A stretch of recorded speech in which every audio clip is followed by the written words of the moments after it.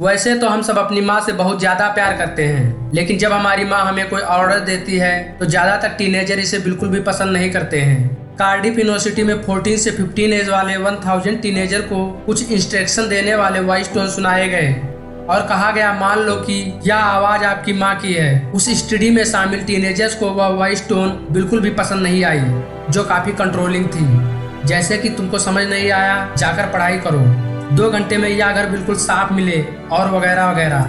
Teenage यानी कि 13 से 19 तक की एज। 13 से 19 तक के नंबर में टीन आता है, इसलिए इसे टीनेज कहा जाता है। जब बच्चे बहुत सारे बदलावों से गुजरते हैं, इसका सबसे बड़ा कारण है हार्मोन्स। एक तरफ बॉडी में तेजी से चेंजेस आते हैं, वहीं ये हार्मोन्स उनकी फीलिंग्स और भावनाओं में भी उठापटक कर देते हैं। प्यार, अट्रैक्शन, गुस्सा, हर्ट होने जैसी फीलिंग्स अब बच्चे में प्रबल होने लगती है। जहाँ एक तरफ वो इन फीलिंग्स और चेंजेस को समझने की कोशिश कर रहे होते हैं, वहीं स्कूल में पढ़ाई का प्रेशर भी बढ़ने लगता है।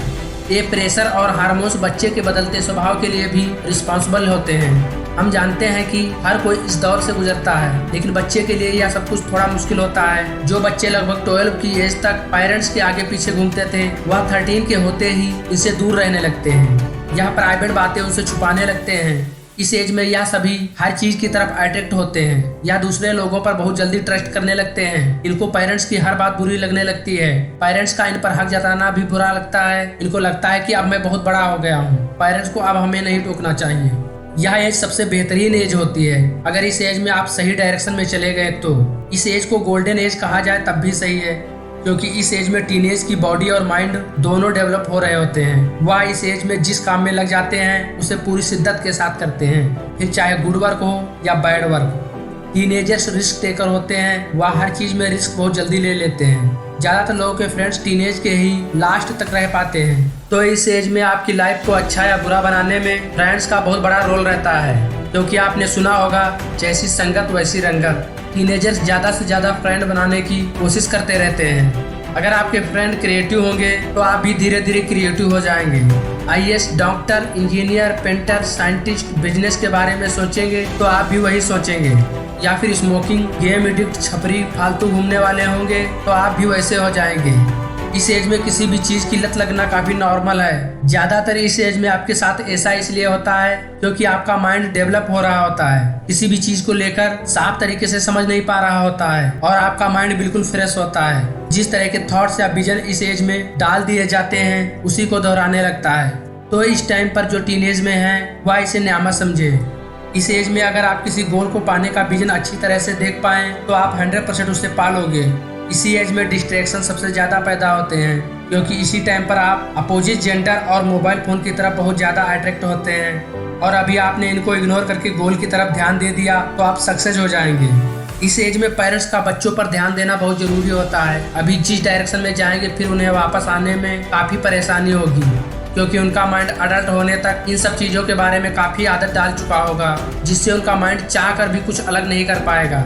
तो इसलिए पेरेंट्स का टीनेजर पर ध्यान देना बहुत जरूरी होता है। पेरेंट्स को इनके साथ थोड़ा बहुत टाइम देना चाहिए। उनके हाव भाव कैसे हैं, उठना बैठना कैसे लोगों के साथ है, इनके फ्यूचर करियर के बारे में सलाह देना या देखना कि इस चीज में इंटरेस्ट है, उसी हिसाब से उनके करियर में हेल्प करें। फिर आपके बिजनेस में 10-12% बेनिफिट कम हो, लेकिन टीनेजर को टाइम जरूर दें। कोलंबिया की यूनिवर्सिटी ऑफ मिसौरी में एक स्टडी हुई जिसमें तकरीबन 12,000 स्टूडेंट्स के डेटा को एनालाइज किया गया। इसमें कमाल की बात तो यह मिली कि जो टीनेजर्स अपने पेरेंट्स या फैमिली मेंबर के साथ बैठकर ब्रेकफास्ट, लंच और डिनर करते हैं, उनमें अपने फिजिकल अपीयरेंस को लेकर सेटिस्फिकेशन ज्यादा होता है। इसलिए टीनेजर्स को घर वालों के साथ बैठकर खाना चाहिए। तो टीनेजर्स के लिए मैं यही कहना चाहूंगा कि तुम्हारी लाइफ है यार, तुम इसे ऐसे ही वेस्ट ना करो। करियर के बारे में सोचो। अपने फ्रेंड्स चाहे कम बनाओ लेकिन अच्छे बनाओ। अच्छे नहीं बन रहे तो उन्हें छोड़ दो। ज्यादातर सक्सेस लोगों के फ्रेंड्स कम ही होते हैं या होते ही नहीं। कम फ्रेंड्स यानी कि डिस्ट्रैक्शन कम। इस एज में जो तुम दूसरे लोगों से सलाह लेते हो तो अपने पेरेंट्स से सलाह लिया करो। वह तुम्हारा कभी बुरा नहीं चाहेंगे। अगर वह तुम्हें नहीं समझ पा रहे तो उन्हें अपने तरीके से समझाओ कि आखिर तुम क्या चाह रहे हो। अब तुम इस एज में कुछ गलत चाह रहे हो और तुम चाहो कि वह तुम्हारा साथ दे तो ऐसा नहीं हो सकता है। हम देखते हैं कि टीनेजर आजकल ज्यादातर टाइम लव रिलेशनशिप या मोबाइल फोन पर बहुत ज्यादा बिता रहे हैं। अब इसके बारे में एक्सपेक्ट करो कि पेरेंट्स तुम्हारा साथ दे तो यह गलत है, क्योंकि पेरेंट्स तुम्हारा भला चाह रहे हैं। एक बात ध्यान से सुन लो, पेरेंट्स के अलावा तीसरा कोई इंसान नहीं है जो तुम्हारा इस हद तक भला चाह रहा हो। अगर आपके पेरेंट्स ने कोई बात गुस्से में तुम्हें कही है तो उनसे हर्ट ना हो, बल्कि उसे ध्यान से सोचो कि कहे तो सही रहे हैं। सभी पेरेंट्स के सपने होते हैं यार कि उनका बच्चा शरीफ और सक्सेस हो, इसलिए वह तुम्हें हर बात पर टोकते हैं। लास्ट में यही कह रहा हूँ कि लाइफ से रिलेटेड किताबें पढ़ो, अच्छे लोगों की वीडियोस देखो और अपने पेरेंट्स की सलाह मानो। इनसे तुम्हारी इस एज में बहुत हेल्प होगी और हर चीज़ को क्लियरली समझ पाओगे।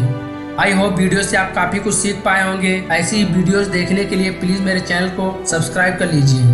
Thank you.